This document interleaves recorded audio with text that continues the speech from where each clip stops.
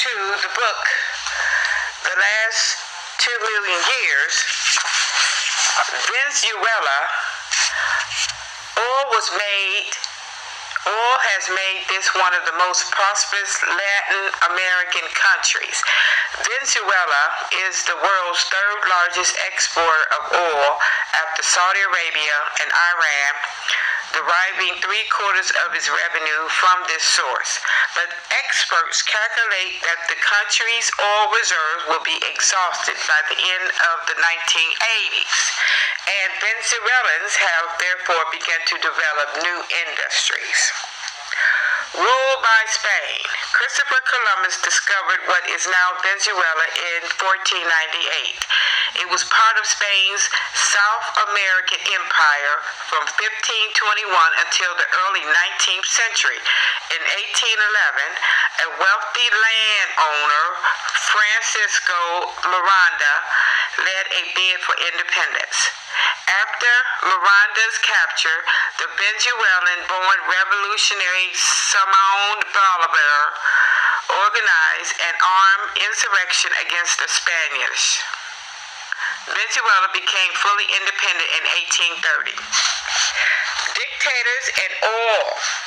Venezuela suffered more than any other South American country in the struggle for independence. Its economy was ruined and almost a quarter of its population was killed.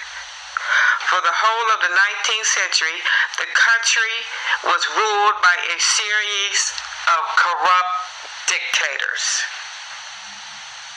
In 1908, Juan Baptista Gómez seized power. His position was strengthened by the discovery of oil in vast quantities in 1918. Oil revenues enabled Gómez to pay all Venezuela foreign debts and also to modernize the army and secret police. After Gómez's death in 1935, the army's leaders continued to hold power.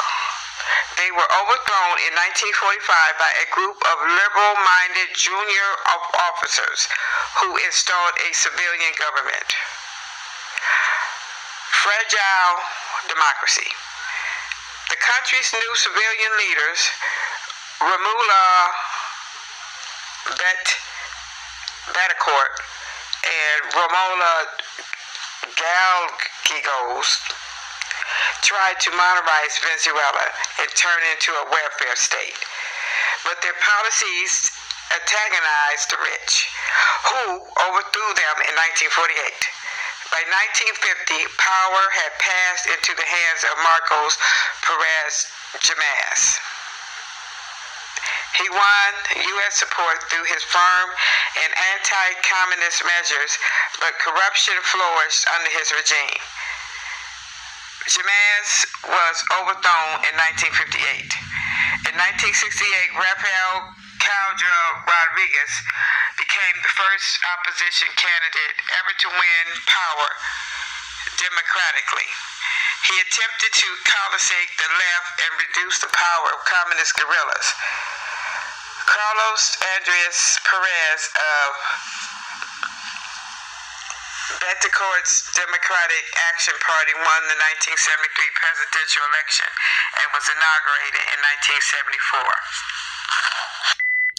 So, according to this, I'm just wondering, is it all about oil or is it something else?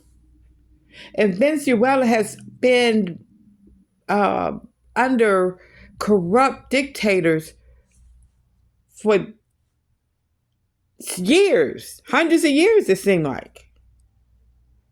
So something else is going on. And of course, we know that it's just a way to get us to stop talking about the Epstine files. These people would do anything because they'd rather be a warmonger or dictator than be known as a child molester, a pedophile. Even though we know it because we see it with our eyes. We have the proof. We just don't have nobody to persecute them. So know your history. Know the history of these places that they are messing with, like Greenland, getting people at this ballroom, anything to push the Epstein files out of the limelight.